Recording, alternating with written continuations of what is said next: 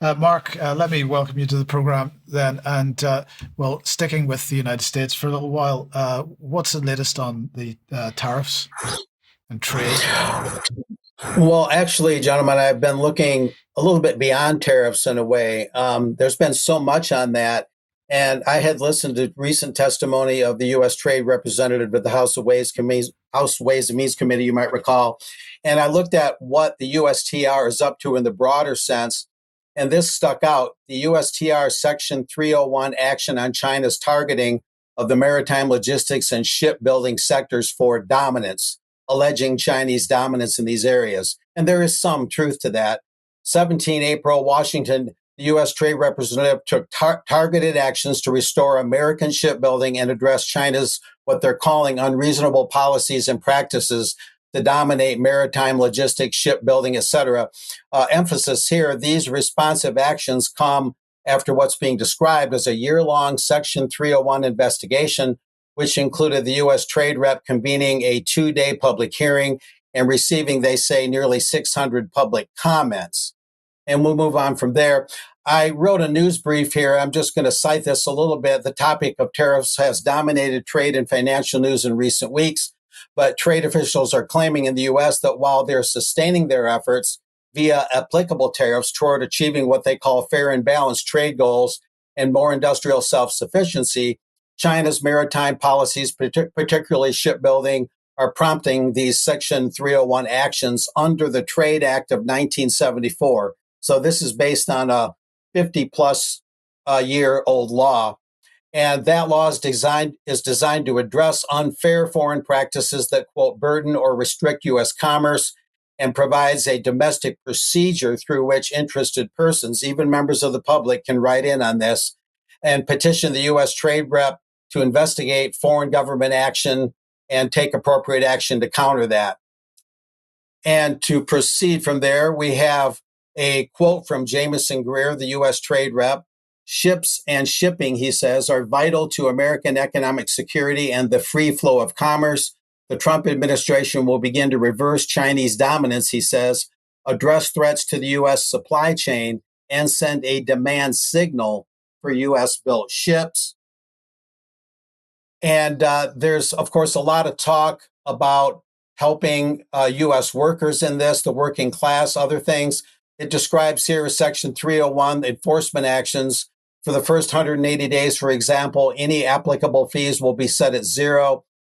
Then in the first phase, these are penalties against China. After 180 days, fees on vessel owners and operators out of China will be charged based on net tonnage per U.S. voyage.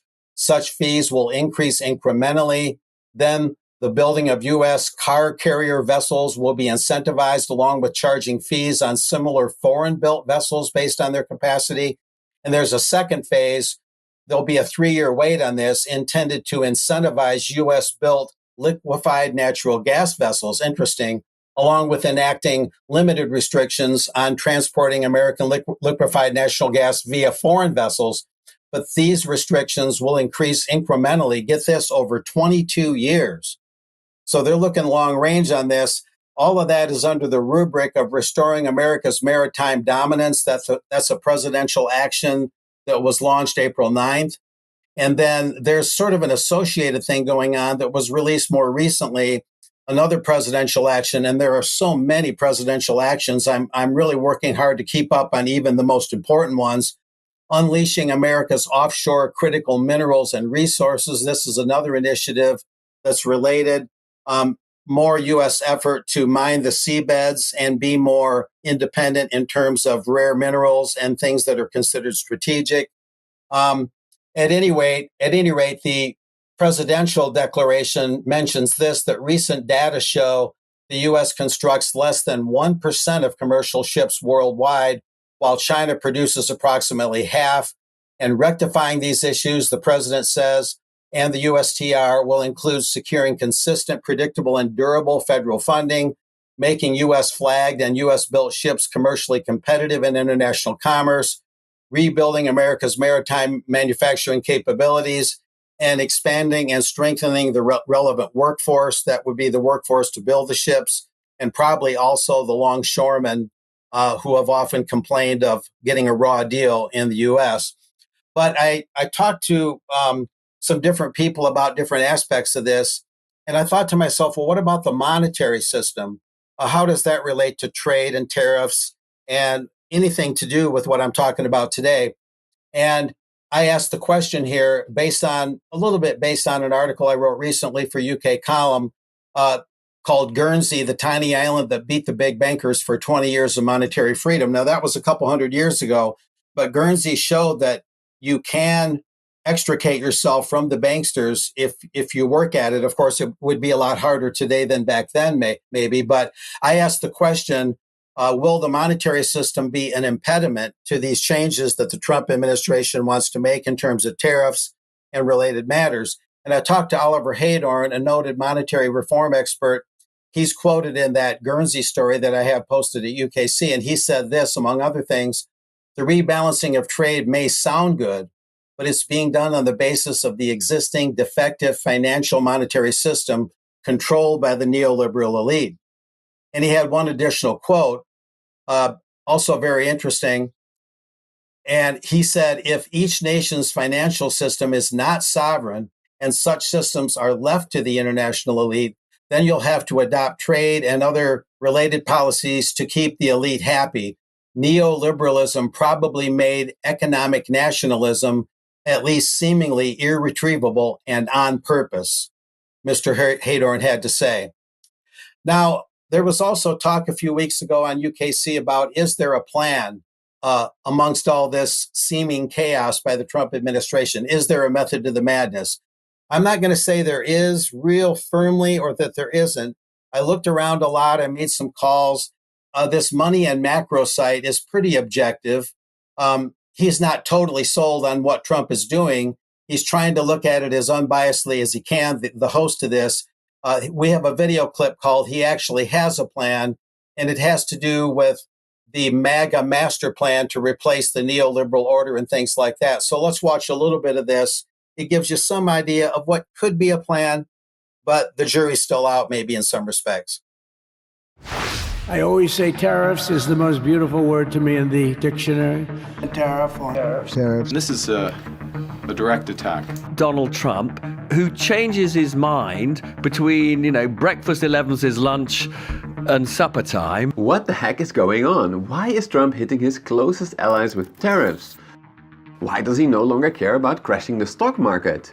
Does this guy actually have a plan?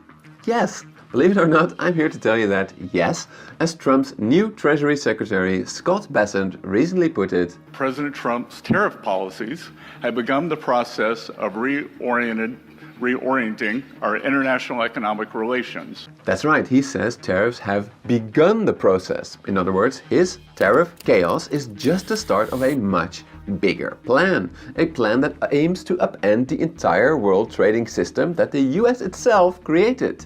This has really only happened twice before, once in 1944, marking the start of the Bretton Woods system, and then in the early 80s with Reagan and Thatcher, marking the beginnings of the neoliberal world order. So here we are today, 2025. Is this the start of a completely new global order? A new US-centered order that will emerge right after the current chaos, in which countries are divided in three groups, or as Scott Bessent calls it, I think we should make it very clear that there is a green, a yellow, and a red bucket. And we let everyone know where they are. In these buckets, it will become very clear that some countries get low tariffs, military protection, and maybe even some preferred US dollar access, while others are left to fend for themselves. So there you have it. People can make up their own mind. We can provide the link to that rather long video. The whole thing is rather long in the show notes. Again, it makes a decent case, but even the narrator in the end concedes that it's not altogether clear if that's exactly how things are going, but it is one plausible thesis behind it. And I had one other slide in there. We can put also another link to the show notes. The roots of modern free trade. This is just a historical note. A lot of the current trade regime and the current trade practices started in 1962 under JFK, under the Trade Expansion Act. And that's just a quick historical footnote. People can look that up to get an idea of where this all came from in the modern sense. So back to you guys. Thank you, Mark. Thank you. Okay, if you like what the UK column does, you'd like to support us, please go to support.ukcolumn.org, or there's a link on the front page of the main website. You can make a donation. You can join us as a member. These things help us greatly, keeps us going. Pick something up at the UK Column shop. Now, there's still some of the Cheltenham t-shirts available. If you could possibly have a look there and decide whether you would like to pick one of those up. They are available in the shop at the moment. If you buy something from clivetocarl.com using the link on this page, we will get a small commission for that, although it doesn't cost you any more. If you can't do any of that, however, please do at least share the material you find on the UK Column website. Lots of new articles and videos going up there all the time. Please do share those if you possibly can. A reminder of Diane's conversation with Professor Dennis Hayes on academic freedom. That was put out at 1 p.m. yesterday. It's on the website if you'd like to look at that on demand. A reminder of the Stand in the Light event taking place in Cumbria, the May bank holiday, 23rd to the 26th of May 2025. Details on screen. That'll be in the show notes as well. And finally, the Dissidents meet up in the Southwest region on the 27th of April that Sandy was talking about on Wednesday. The details on screen at the moment if you can get along to that. Now, let's